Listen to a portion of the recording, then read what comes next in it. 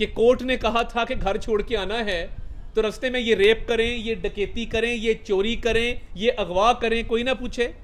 अगर भाई वो किसी और केस में मतलूब हैं या उनका कोई और डिटेंशन ऑर्डर है, ये ब्लैंकेट ऑर्डर अब बंद होने चाहिए। ये नहीं हो सकता कि आप किसी भी शख्स को कहें ये आज भी बरी, ये कल भी बरी, ये परसों भी बरी, ये आने वाले 2 महीनों के लिए बरी है। इस तरह के ब्लैंकेट ऑर्डर दुनिया में कहीं नहीं होते। जो यहाँ पे लूट सेल लगी हुई है और थोक के हिसाब से ऑर्डर दिए जा रहे हैं, एक शख्स मतलूब है तो पकड़ा जाएगा। ये तो नहीं हो सकता ना कि आप कह दें कि किसी भी केस में नहीं पकड़ा जाएगा।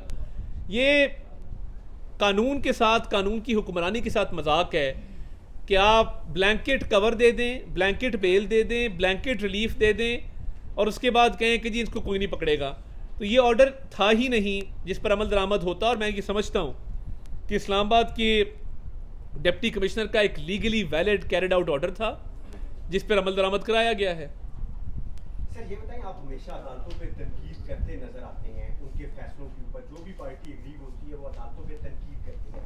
सर आप हुकूमत में रहे, आप मुझे ये बताएं कि आपने इस अदलिया जो 140 नंबर पे इस वक्त मौजूद है उसकी बेहतरी के लिए क्या आपने ऐसा काम किया जिसकी वजह से आप कहें आप क्रेडिट लें?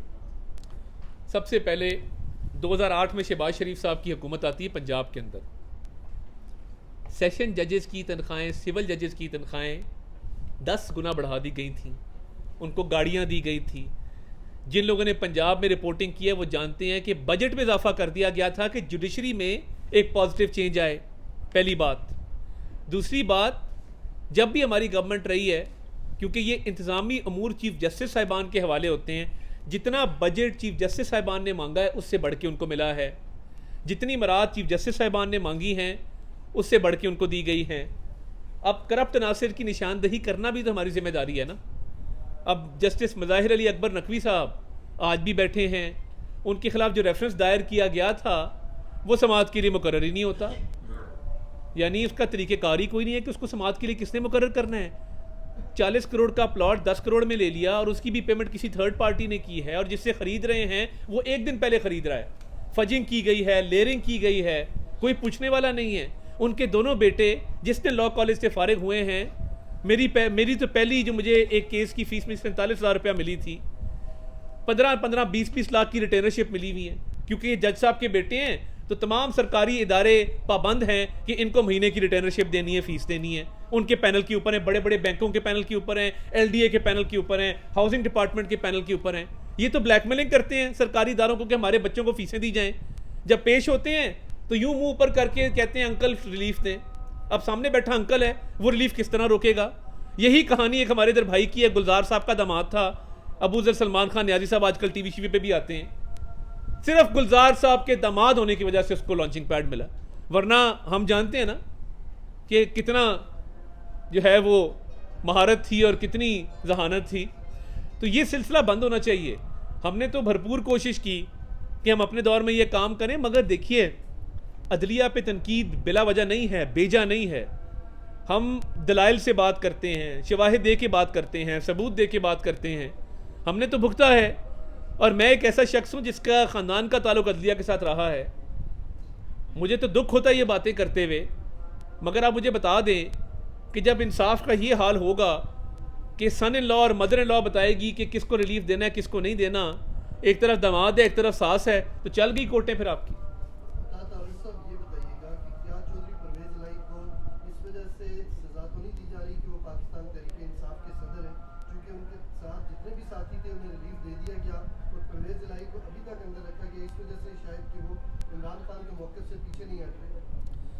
देखिए मैं ये समझता हूँ कि परवेज़ इलाही साहब ने जो करप्शन की है, या तो वो कोई एमनेस्टी ले लेते या कोई NRO ले लेते, या इमरान खान साहब को कहते कि ये कई सौ अरब रुपए की करप्शन मुझे माफ़ कर दें, फिर तो बात थी।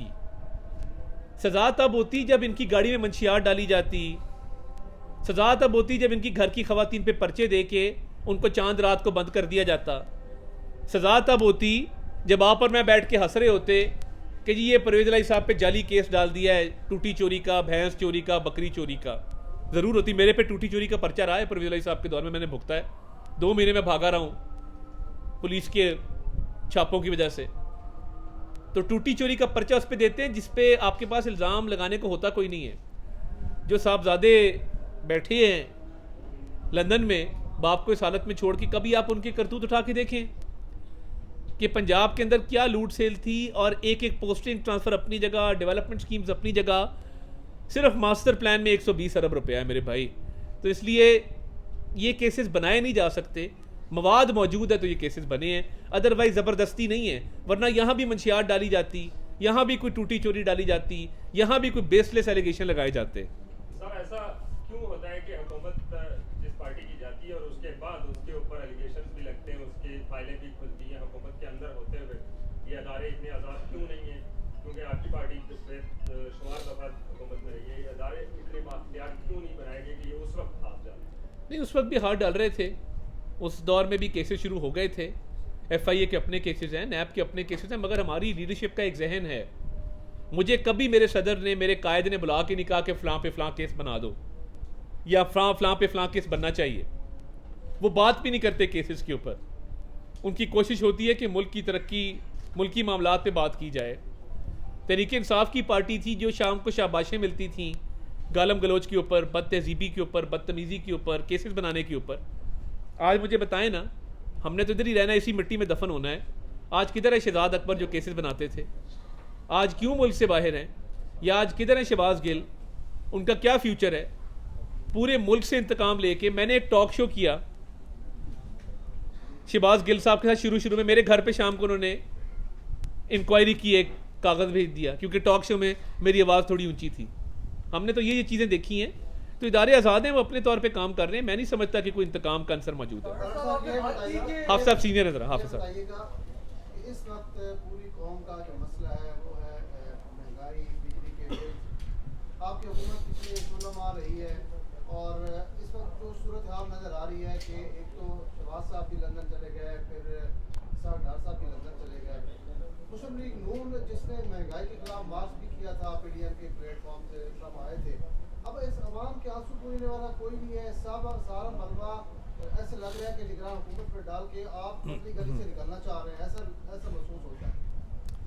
आप सब बहुत शुक्रिया।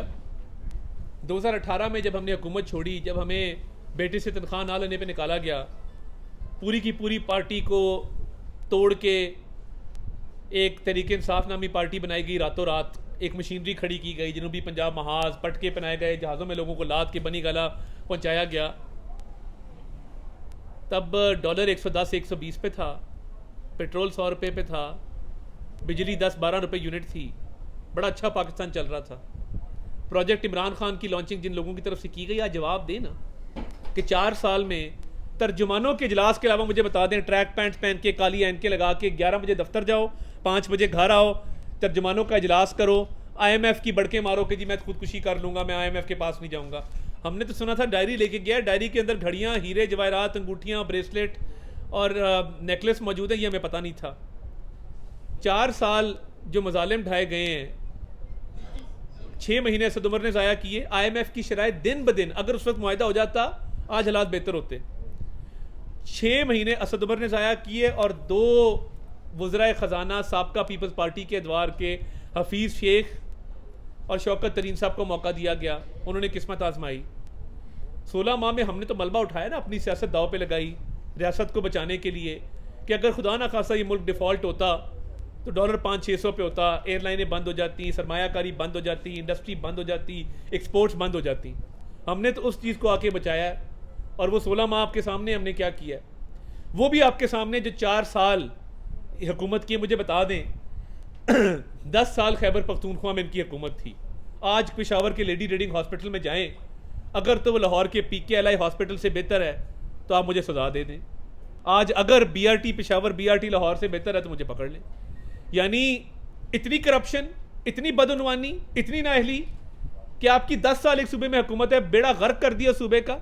आज दहशतगर्दी दोबारा शुरू हो गई है और फैशन बन गया है कि तालिबान को वापस ला के जिन लोगों ने सेटल किया, बड़े बड़े लोग थे, ये खान साहब शामिल थे, ईमान मजारी साहिबा की वालदा साहिबा शामिल थी। आज लोग शहीद हो रहे हैं, रोज एक जवान या एक अफसर शहीद होता है फौज का। TTP को कौन वापस लेके आया, किसने प्रो TTP पॉलिसी बनाई, सब जानते हैं। हम तो दहशत गर्दी से मुल्क को पाक करके गए थे, हम तो अशियाई खुर्दनोश दस्ती करके छोड़ के गए थे, हम तो सीपैक को तेज़ करके गए थे। सीपैक को स्लो किसने किया? बैनुल अक़वामी ताल्लुकात को ख़राब किसने किया? वो 4 साल की दास्तान है और वो एक्सपेरिमेंट इमरान खान है जो इस चीज़ की ज़िम्मेदार है। शहबाज शरीफ साहब भी जल्द वापस आएंगे, कोई उनका लंबा स्टे वहाँ पे नहीं है, इंशाल्लाह आ जाएंगे चंद रोज़ में। और आके ये जो महंगाई के ख़िलाफ़ एक एहतजाज है, मुस्लिम लीग नून को बिल्कुल उसमें शामिल होना चाहिए। आप बड़ी बात। ये mother in law son in law के जाने में तो हफ्ता 2 हफ्ते ही रह गए, उसके बाद काजी साहब आ रहे हैं, तो क्या हम समझते हैं कि नवाज शरीफ जो है वो मुल्क वापस आएंगे, यानी मुस्लिम लीग नून जो है वाजपेयी साहब की तारीख पे तारीख देती रहेगी? नहीं, देखिए, मैं नहीं समझता कि नवाज शरीफ साहब की वापसी का ताल्लुक किसी भी चीफ जस्टिस के टेन्योर के साथ है। 15 अक्टूबर की डेट अनाउंस की गई है, मुशावरत के बाद की गई है, और मैं कोई इस पे बात नहीं करना चाहता कि चीफ जस्टिस कोई आ रहे हैं। बट 16 सितंबर इस मुल्क में एक अहम दिन होगा, एक स्याह दौर का ख़ात्मा होगा और एक जो कानून की धज्जियाँ बिखेरी गई उस दौर का ख़ात्मा होगा। बहुत शुक्रिया जी। चीफ जस्टिस साहब, कोई भी चीफ जस्टिस हो, क्या किसी सरकारी अफसर को बुला सकता है?